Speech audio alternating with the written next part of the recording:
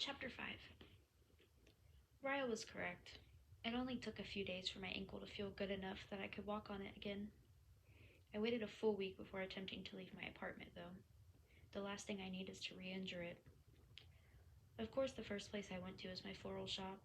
Alyssa was there when I arrived today, and to say I was shocked when I walked through the front doors is an understatement. It looked like a totally different building than the one I bought. There's still a ton of work that needs to be done, but she and Marshall had gotten rid of all the stuff we marked as trash. Everything else had been organized into piles. The windows had been washed, the floors had been mopped.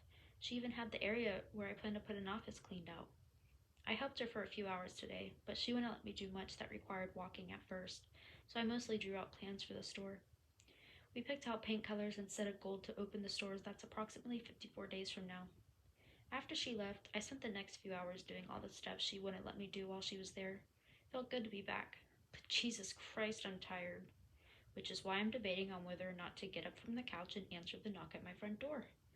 Lucy is at Alex's again tonight, and I just spoke to my mother 5 minutes ago on the phone, so I know it's not either of them. I walked to the door and checked the peephole before opening it. I don't recognize him at first because his head is down, but then he looks up and to the right and my heart freaks the hell out.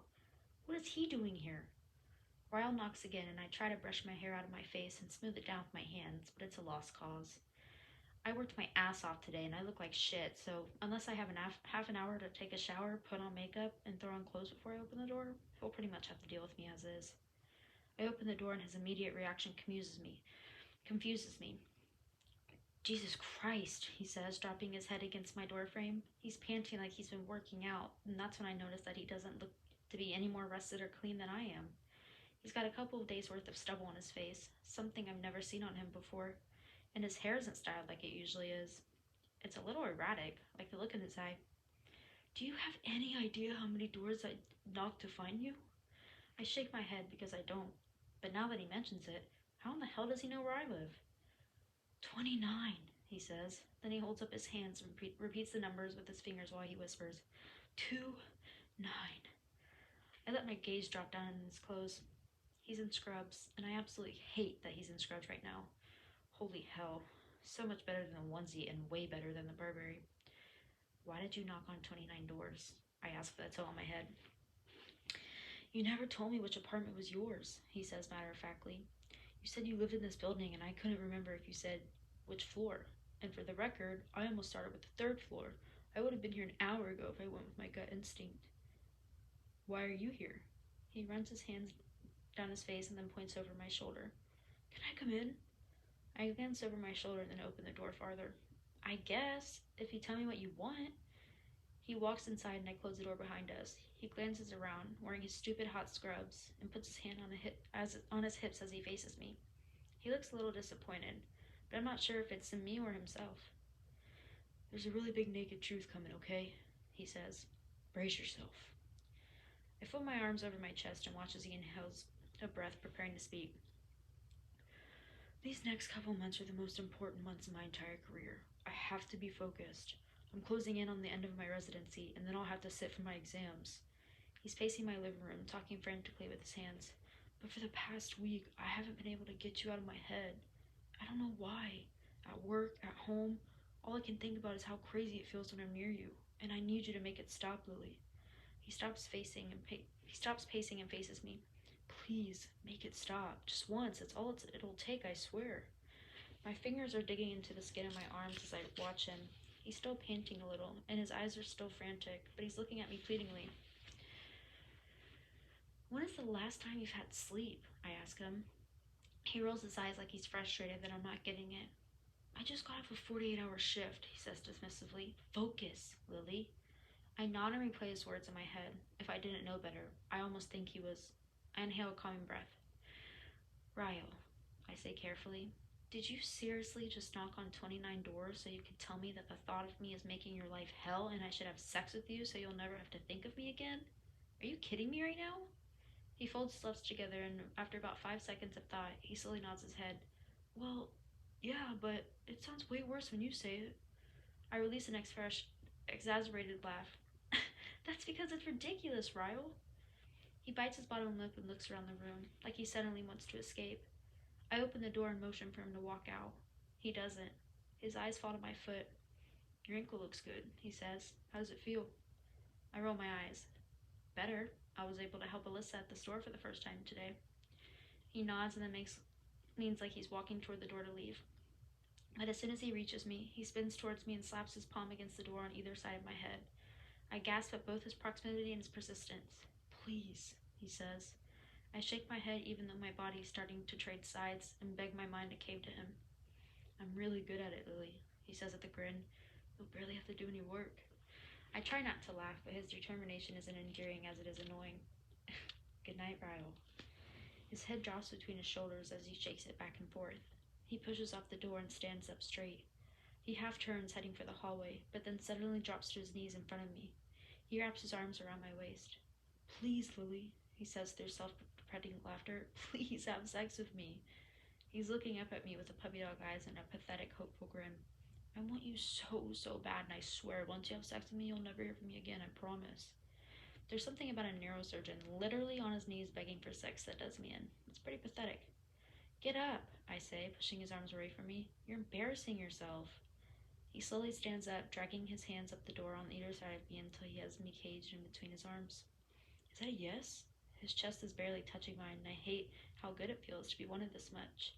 I should be turned off by it, but I can barely breathe when I look at him, especially when he has the suggestive smile on his face. I don't feel sexy right now, Ryle. I worked all day, I'm exhausted, I smell like sweat, and probably taste like dust. If you give me a little while to shower first, I might feel sexy enough to have sex with you. He's nodding feverishly before I'm even finished speaking. Shower, take all the time you need, I'll wait. I push him away from me and close the front door. He follows me to the bedroom and I tell him to wait on the bed for me. Luckily, I cleaned my bedroom last night. Normally, I have clothes lying around everywhere, books piled up on my nightstand, shoes and bras that don't quite make it to my closet, but tonight it's clean. My bed is even made up, complete with the ugly quilted throw pillows my grandmother passed down to every person in our family. I made a quick glance around the room, just to make sure nothing embarrassing will catch his eye. He takes a seat on my bed and I watch as he scans the room. I stand in the doorway to my bathroom and try to give him one last out. You say this will make it stop, but I'm warning you right now, Ryle. I'm like a drug. If you have sex with me tonight, it's only going to make things worse for you. But once is all you're getting. I refuse to become one of the many girls you used to. How did you word it that night? Satisfy your needs? He leans back on his elbows. You aren't that kind of girl, Lily, and I'm not the kind of guy who needs someone more than once. We have nothing to worry about. I close the door behind me, wondering how in the hell this guy talked me into this. It's the scrubs. The scrubs are my weakness. It has nothing to do with him. I wonder if there's a way he could leave them on during the sex. I've never taken more than half an hour to get ready, but it's almost an hour before I'm finished in the bathroom. I shaved more parts of me that was probably necessary, and then spent a good 20 minutes having a freak out and had to talk to myself out of opening the door and telling him to leave. But now that my hair is dry and I'm cleaner than I've ever been, I think I might be able to do this. I can totally have a one-night stand. I'm 23 years old. I open the door and he's still there on my bed. I'm a little disappointed to see that his scrub top is on the floor, but I don't see his pants, so he must still be wearing them. He's under the covers though, so I can't tell. I close the door behind me and wait for him to roll over and look at me, but he doesn't. I take a few steps closer and that's when I notice he's snoring. Not just a light, oh, I just fell asleep snore. It's a middle of REM sleep kind of snore. Ryle? I whisper. He doesn't even budge when I shake him. You've got to be kidding me. I drop down on the bed, not even caring if I wake him. I just spent an entire hour getting ready for him after busting my ass today, and this is how he treats this night? I can't be mad at him, though, especially seeing how peaceful he looks. I can't imagine working a 48-hour shift. Plus, my bed is really comfortable. It's so comfortable it can make a person fall right back to sleep after a full night of rest. I should have warned him about that. I check the time on my phone, and it's almost 10:30 p.m. I put the phone on silent and lie down next to him. His phone is on the pillow next to his head, so I grab it and swipe up the camera option. I hold his phone above us and make sure my cleavage looks good and push it together. I snap a picture so I'll at least see what he missed out on. I turn off the light and laugh to myself because I'm falling asleep next to a half-naked man that I've never even kissed. I can feel his fingers trailing up my arm before I even open my eyes. I force back a tired smile and pretend I'm still sleeping. His fingers trail over my shoulder and stop at my collarbone, just before they reach my neck.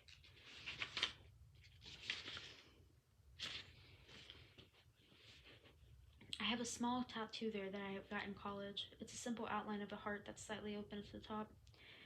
I can feel his fingers circle around the tattoo, and then he leans forward and presses his lips against it. I squeeze my eyes shut even tighter. Lily, he whispers, wrapping an arm around my waist. I moan a little, trying to wake up, and then roll into my back so that I can look up at him. When I open my eyes, he's staring down at me. I can tell by the way the sunlight shines through my windows and across his face that's not even 7 a.m. yet. I am the most despicable man you've ever met, am I right? I laugh and nod a little. Pretty damn close. He smiles and then brushes my hair off my face. He leans forward and presses his lips to my forehead, and I hate that he just did that. Now I'll be the one plagued with sleepless nights because I want to put this memory on repeat. I have to go, he says. I'm really late. But 1, I'm sorry. 2, I'll never do this again. This is the last you'll hear from me, I promise. And 3, I'm really sorry. You have no idea. I force a smile, but I want to frown because I absolutely hated his number 2. I actually don't mind if he tries this again, but then I remind myself that we want 2 different things from life. And it's good that he fell asleep and we never even kissed, because if I would have had sex with him while he was wearing scrubs, I would have been the one showing up at his door on my knees begging for more. This is good. Rip the band-aid off and let him leave. Have a nice life, Ryle. I wish you all the success in the world. He doesn't respond to my goodbye. He silently stares down at me with somewhat of a frown and then says, Yeah, you too, Lily. Then he rolls away from me and stands up. I can't even look at him right now, so I roll into my side so that my back is to him. I listen as he puts his shoes on and then reaches for his phone. There's a long pause before he moves again, and I know it's because he was staring at me. I squeeze my eyes shut until I can hear the slam of the front door. My face immediately grows warm, and I refuse to allow myself to mope. I force myself off the bed. I have work to do. I can't be upset that I'm not enough to make a guy want to remap all his life goals. Besides, I have my own life goals to worry about now, and I'm really excited about them. So much so that I really don't have time for a guy in my life anyway. No time. Nope. Busy girl here. I am a brave and bold businesswoman with 0 fucks to give for men in scrubs.